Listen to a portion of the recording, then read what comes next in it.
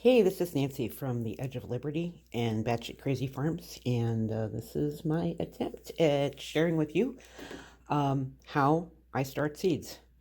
And I guess the first part about starting seeds is making sure that you get good seeds. We do a combination of purchasing seeds and then saving seeds. Um, One of the big problems we've had in the past is we've saved seeds and we've had cross pollination and ended up with something different than what we tried to save seeds for. So it's really important to realize what plants are very susceptible to that sort of thing. And then we'll purchase seeds for things that are like that. So I've not really had success with many of the nightshades, peppers for sure, and squashes for sure do cross pollinate. But it's important to keep your seeds. Right now it's in a bright space because I've been working with them, but I usually keep this whole setup in the basement in the dark, and then order whatever seeds I need for the season. And then the next thing to realize is what seeds do you start indoors and what seeds do you direct sow and start outdoors. Important to know what to start indoors and what to start outdoors. Germination temperature is a big part of that, and a lot of things will require 60 to 80 degree germination temperatures. Those will be mostly the nightshades, peppers, eggplants, tomatoes. And those should start indoors. You also make sure you don't start too early or too late. And for me, I start all my nightshades on Groundhog Day. I need that whole 90 days of, February 2nd through May 1st before my last frost to just sort of get those plants to a nice survivable size so that they can get well established and start producing in June. But anyway, I do my winter sowing for things that are like greens, roots, etc.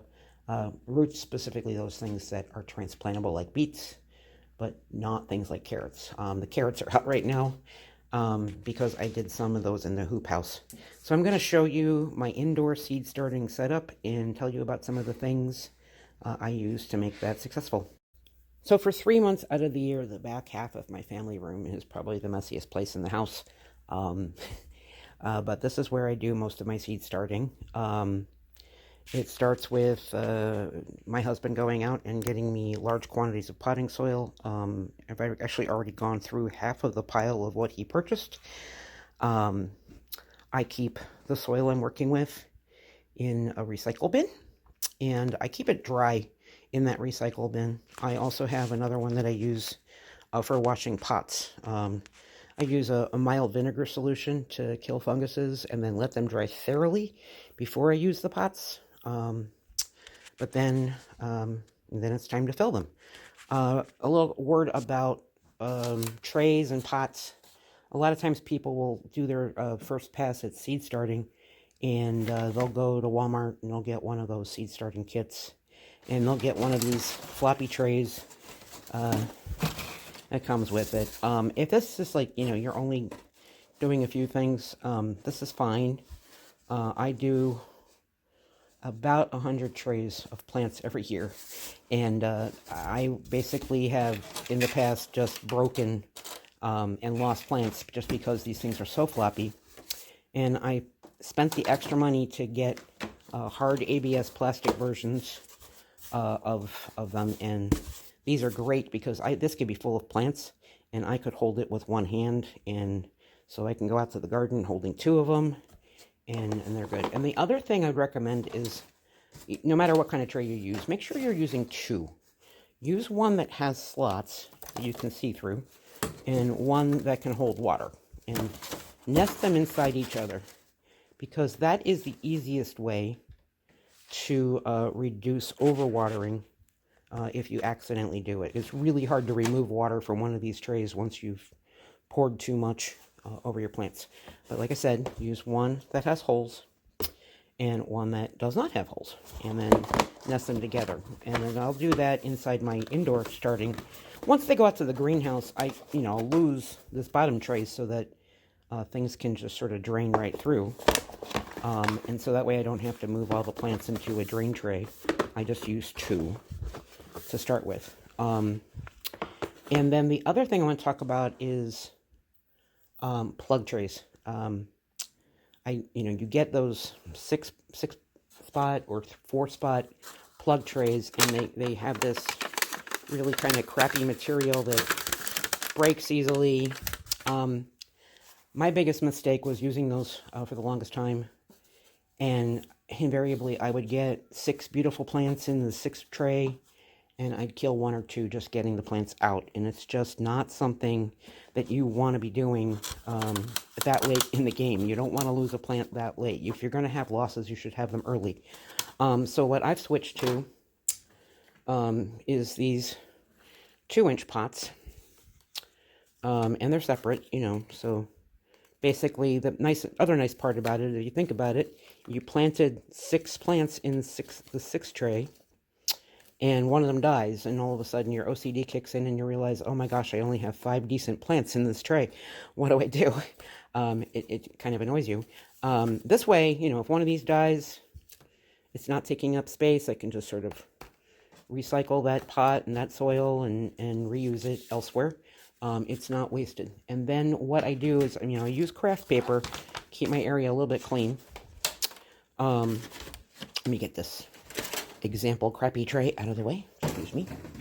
And then I just pour soil on top of this tray. And one of the things I do want to show you is I use some of these trays. And the reason I use these for when I'm filling with soil is because you don't want to have all this excess soil. And I'll show you after I do a transfer why. Hold on. Dog wants in. Gotta cut. Okay, so for filling my pots, I have to make sure that I break up any clumps in the soil so that they don't end up in the pots all clumpy. And I just make myself a nice big tray of the soil, and I just dump it over this. And I'm going to probably edit this video so you don't have to watch me bending over and breathing and whatever. Breaking up the clumps. Breaking up more clumps.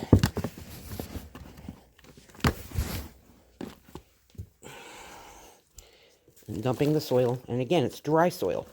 A lot of people, different videos I've watched, they tell you to wet the soil before you plant. And that's important. You do want to wet the soil before you plant. But nobody says you have to wet the soil before you put it in the pots. Anyway, so effectively what I do is I keep filling them in, and you press down. You want to get a nice even. I'm not going to show you this whole tray. I'm just going to show you the other tray I finished already, and it was ready to go. Okay, so when you're done and you keep smoothing it across, you should end up with a nicely packed pot ready to go. And that's why it's really, when you wash these pots, you want to make sure that they're dry before you start doing this step. Otherwise, the sides will be full of water. So let me just put this one off to the side and show you the one that was ready for transfer. So this one I already patted down, cleaned up, got it ready to go. And then I start cleaning them and transferring them into this tray, which is where they're going to live for purposes of wetting. And I wet with, I guess, a concept. I don't know if I'm the only one who does that. I think I've heard it online as well, but I call it butt chugging. Take this off so you can see. So what I've done is I completed the tray transfer, and I poured water into here. And you want to pour it all the way to the top until these start to float. You can come back and you may want to pour some more. So these are all wet and ready to go, and I could transfer plants into here, or direct sow if I wanted to. And one of the things that I do that's different is I do not plant seeds into these pots. So very frequently they'll tell you, fill your plug trays with wet soil, put your 2 or 3 seeds in each little area, and then come back and thin. Well, it really felt like a waste of seeds to me. And it really was. And so when I used to thin those little plug trays, I used to transplant them into another pot. And the transplants 90% of the time took. And I'm like, well, why don't I just start that way? So what I started doing is, and this year was the first year that I used the smaller trays. I purchased, let me see if I can find one. Oh, here they are. Purchased some 10 by 10s, and what I used to do is I'd fill these 10 by 10 trays with soil and then spread seeds out on them. Obviously, this was a big space waster because I never really needed that many seeds. You could get, I don't know, in this tray, this is probably like 300 peppers is what you could grow in here. So I reduced from the 10 by 10 down to 5 by 5s. So these are what the 5 by 5 trays look like, and I'll show you up here on my heat mat. I have a few of them. This tray over here is where I'm at the point of I've already gotten enough plants out of these, so these are my excess seeds, and these are the ones that are still being, I'm trying to get seeds out of them, get them to germinate. And so I use a heat mat for anything that needs a heat mat, that needs 80-degree germination temperature. And what I avoid by doing it this way is, and you might see it on this guy, on this Reaper, is that some things come up beautifully and they have this nice, excuse me, my dog is crying. Okay, so what I get from doing it this way is that I don't have to worry about bad germination. I can just ignore things that badly germinate. And what I mean by bad germination is, like, I don't know if this is going to be bad. It may eventually succeed. But this one still has its seed pod shell on it. And sometimes they don't fall off. You want to wait until you get, not necessarily the first two true leaves. You want the first 2 leaves. This is complete germination. It's ready to go. So as you can see over here, my ghost chilies, there's a number of them ready to go. And you can also see the risk of not using, I don't use lights over the heat mat, and you can see the risk of doing that. They're all reaching for the window, and I'll occasionally, that's why it's rotated and rotating it again, so they stop reaching. But this one, if it was in one of those plug trays, this might just, oh, actually, just flicking it, fix that one. But these are all ready to go and to get transplanted, and I'm going to demonstrate for you how I do that. So I start with one of these wonderful wet trays, and I take 9 lovely little wet pots out of it and put it elsewhere. Okay, so now I've got a nice little area, and then I basically say, okay, Mr. Ghost, you no longer live on the heat mat. You now are going to live in a window. So let's move him over to the window, and he's going to go live over here with the habaneros. All right. And then the next thing I do is I go grab my dibbler. I have a dibbler. I love the word dibbler. Okay, so the dibbler and a little mini shovel. And I make sure to clean off that shovel because sometimes seeds of whatever you worked on last time stick to it, and then you end up with something different than what you labeled. So here we are, over to Mr. Ghost, and BC Ghost means these are Baker Creek ghosts versus the ghost chili seeds that I saved. So I just double and move that down and make my holes. And I'll get that out of the way. And then the important thing is peppers have kind of long taproots. So I want to dig down and loosen up that taproot so I don't break it. And then grab it here. And if it comes cleanly, you'll see a nice long taproot. And I just put that in, and you want to bury it deep. You can do this with all the nightshades. Most people say you can only do it with tomatoes, but I like to get rid of some of the spindliness early on in the process by burying excess stem that occurred from reaching for light, and getting it a little bit underground. And then you just sort of pack the soil around. And if it's not coming, you got to loosen up that soil again. You just don't want to yank on it, because if you yank on it too much, okay, and then you want to make sure you get rid of the club of soil. Try not to grab from the stem itself. Use as close to the leaves as you can. Press it in and sort of bury. All right, so I have successfully transplanted 3. Doing this with a video is actually a little difficult. But like I said, it helps me avoid wasting a pot on bad germination. So like I think this guy might stay bad. I may never transplant him. But all of these guys are good germination. So this gives you a chance to just sort of cultivate only those that germinated well and not waste the space in your trays. And you can kind of see when you're looking at the habaneros, I took some shortcuts. I took some, like this guy here. I took him before he lost his seed pod. He may not survive, but I was actually at the point of having more habanero plants than I needed. So I was okay with that. I just really wanted to use up everything that germinated into pots, get this tray filled. And it looks, and so like every morning I come in here and say, do I see some death? Like this guy, I think is dead. So I will basically pull that out, pull out this pot. See, this is great because I'm not using a plug tray. I can just pull out this pot and retire it, and it's no longer taking up space in my tray, and I can just put that in my recycle pile. What I do to recycle my soil is I have a covered brownie pan from like 1956 or something, and I'll dump all the soil that has been used into there and bake it, and then I'll use it for potting up from 2-inch to 3-inch. This is another dead one. I'll just pull that dead one out, pull out the dead plant. It's a Carolina Reaper. Put that in my recycle pile and recycle that soil.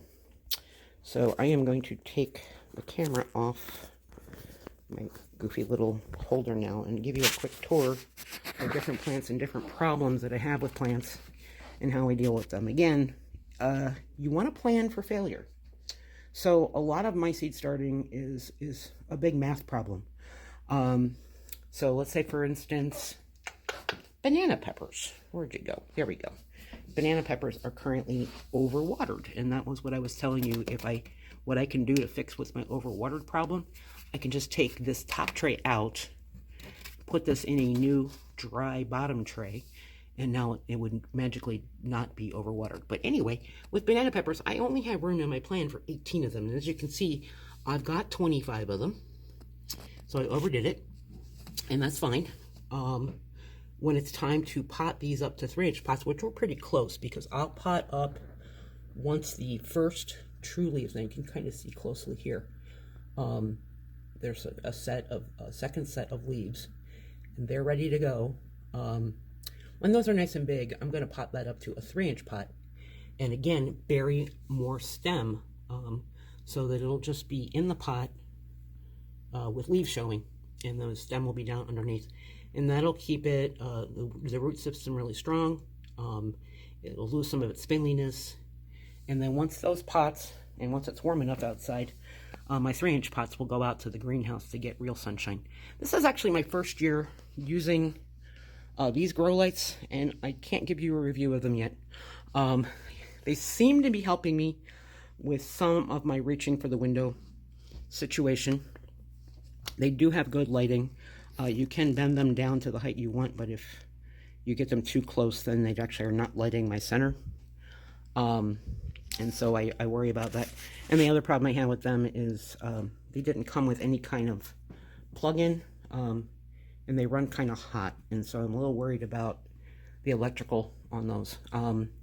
So I'll let you know how those work out, but they seem to be working fine now, and they do help. I only was able to light, as you can see, I'm going to back up so you can see my whole setup here. I have four shelf units, and I'm able to fit 3 trays on each shelf, so incredible number of plants can be started here. But it very quickly, again, when I'm talking about the math problem, you're starting with 2-inch trays, you can do 50 in a 2-inch pot, but then you have to move them into 3-inch pots, and you can only get 18. So you end up, the math just doesn't work. So I target trying to plan my gardens in multiples of 18, so that I have like full trays of 3-inch pots, and then when I have excess, I'll pot them up for friends or to sell at a plant sale. And as you can see, things do get spindly, and somebody on our Facebook page asked about, what do you do about why do they come up and then they die? Well, some of it's genetics, but this particular one I think is an example of damping off, and I don't know how only one in the tray got overwatered. But this, when the stem gets all icky like that, this one's dead. Pull it out, give up on it, recycle that soil, and just say it, you know, again, plan for failure. Plant more seeds than you need, but don't do it the way they tell you. Don't put like 3 seeds in one pot. Put like 30 seeds in this little tray and transplant them into like 25, 20 pots, and then expect that, you know, 2 or 3 of them are going to not make it to 3-inch pots, and you really only wanted like a dozen, right? So like, just do some math. Just like always, like each time, realize that every step in the way, you're going to lose some. So just do that math, and then do it in such a way that you're always choosing, selecting, and then moving them to the next level. So on Margalobe tomatoes, this guy got bent when I transplanted him, and his leaves don't look all that great. He's probably not going to make it, and that's okay, because I planted way too many. I really only wanted 18 of these, and as you can see, I've got 35 going right now. So way too many. Plan for failure. The only thing I'm never ready for is success. So I've got, actually, this is kind of funny. I've got chiltepins. We actually have 3-year chiltepins, or 3rd-year chiltepins in the greenhouse. Highly likely that they're all going to make it, and I don't need these plants at all. But you know, always plan for failure. It's something I have always learned. If you are ready for failure, then when you get failure, then it's not a big deal. You can see with the pink vernissage here, back here, I overdid it. I overplanted. I transplanted something that still had some seeds stuck to it. So I'm in that situation most people are in. Let me pull that in. And where you end up with plug trays, when you put 2 or 3 seeds in one little pot, you have to figure out, okay, which one am I keeping? And then you have to like figure out how to get rid of the ones you don't want. And then you've wasted this seed. And so as much as you think the way that I do it wastes seeds, I think I waste fewer because I do it my way. And then this one still needs it. I'm afraid to do this with camera in my hand. I need to do this much more carefully. I might use scissors to cut this one off so that I don't kill the main one. Put that back. But again, I transplant twice. I germinate in a big tray. It's my marigolds. I move them to a 2-inch pot, and then I pot up into 3-inch pots. And I don't go fancy with the 3-inch pots. I just use, these are actually supposedly disposable. I keep using them until they're completely unusable. And then I ended up making it impossible for me to get that apart. So this is going to be cut. Okay. So then I just take that, and let's say I wanted to transplant somebody now. Let me put this in my holder and see how you pot up. And so for potting up, let's see somebody who's a good example of potting up. So this Swiss chard plant. Okay, so this Swiss chard plant. So this Swiss chard plant is doing some weird bendy thing. And I don't think it's going to continue to grow very well in this 2-inch pot. And so it needs to be potted up. And so I start with, some things, if they have long stems, I don't do this part. I put a little soil in the bottom of my 3-inch pot. And then I very gently, it doesn't sound gently, does it? Okay. Gently move that to another pot, to the 3-inch pot. And I was not ready for this. I will need to get some more soil into this guy and have it be ready. And then I hold the plant up and I put soil around the stem. A lot of plants can handle this. Everybody's always afraid, oh, you have to make sure you transplant and never exceed the current. So this guy is now safely in a 3-inch pot. You want to tamp it down a little. And so I may have saved this guy, because as you can see, he's bent over and spindly. And now that he's in a 3-inch pot, he has a better shot. We're just going to put him in with the 2-inch pots in the same tray. I will come back and water that with a water bottle with a nozzle. Because I don't want to butt chug this entire tray right now because this is very wet. And as you can see, I have some direct sow that I did in these pots. Again, Swiss chard is a good example of something that was not working very well with this method of starting seeds indoors. Luckily, again, I winter sowed them. I direct sowed them in my hoop house. I think I'm in good shape. I've got plenty of Swiss chard. As long as the bunnies leave them alone this year, we will have Swiss chard for you. Again, look for failures each morning. That's what I do. And so this guy, the Chinese string eggplant, definitely came up and died. Has all the looks of potentially damping off, but I think it just had to do with, it was just a bad seed because it didn't drop its seed head properly. Genetics is part of the equation. It's not always you. Nature versus nurture. Nurture's not always at fault. As the mother of twins, I am definitely, I know for sure that is not always the issue. Okay, I don't know what else to teach you. We're going to follow, I do want to show you a couple of things I'm doing, but I have to get my dog. Break. Other fun things that we do.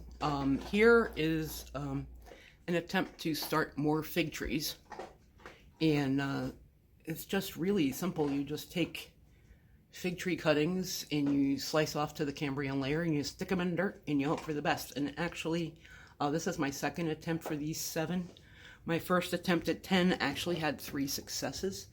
And you can see that I actually have 3 fig trees going next to my pear trees from last year. And if you look, you can maybe see my chickens outside.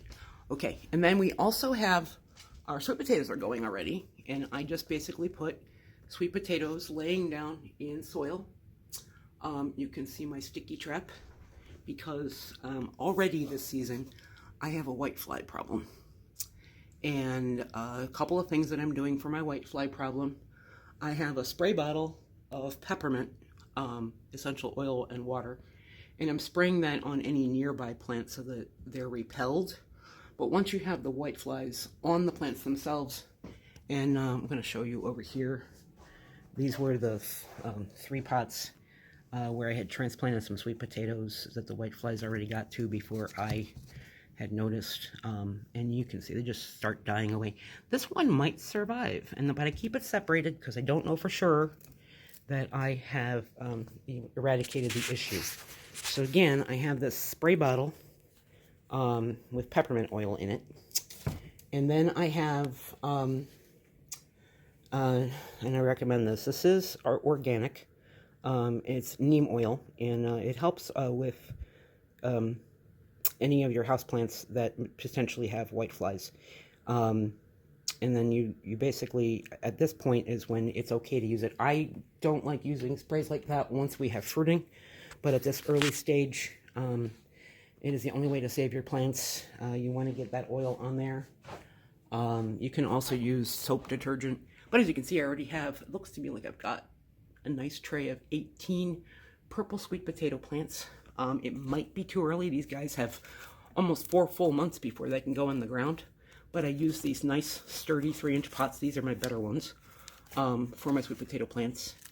And it gives them a nice, good head start if I don't wait for slips and I instead make sure I rooted them completely. So those are my sweet potatoes. You can see I have a whole bunch of peppers almost ready to go into the 3-inch pots. There's magical ground cherries. Ground cherries are very super tender. I've lost quite a few of these, but I think I may be able to get a few more cleaned out and restarted. I always start way too many seeds, but the seeds are super tiny. I don't see where those seeds are. Oh, yes. They're over here in the area of, I have way too much. So you can see all these ground cherries. So I have plenty of extra seedlings to backfill. And in my planting plan, I only have room for 18 anyway. So a tray of 50 is way too many anyway. Plan for failure. The only thing I can't help you with is figuring out how to plan for success. that's all my advice. Again, I've learned from my mistakes. Reiterating, don't use the floppy trays you can get at Walmart. Invest in some really good heavy-duty hard trays. These are from, oh God, what are they called? Bootstrap Farmer on Amazon. They're expensive, but they should last me the rest of my life. They are just really, really good. And then don't use the 4-way or 6-way pots. Invest in some decent 2-inch pots instead. So you can basically, like I did over here, just retire the dead plants, plant in a new plant, and your tray is still full of good, healthy plants. Just plan for failure, move things in and out. Then start your seeds in a big mass. My dad actually taught me this trick. He used to, in his sunroom, he used to just have this flower pot that its only purpose was for him to scatter California Wonder tomato seeds in, put a little dirt on top of them, and as the tomato plants grew, he'd put them right out to the garden. He didn't bother with this whole potting up thing, but I think his climate was a little bit better than mine. I have many months to go before a tomato plant could survive outside.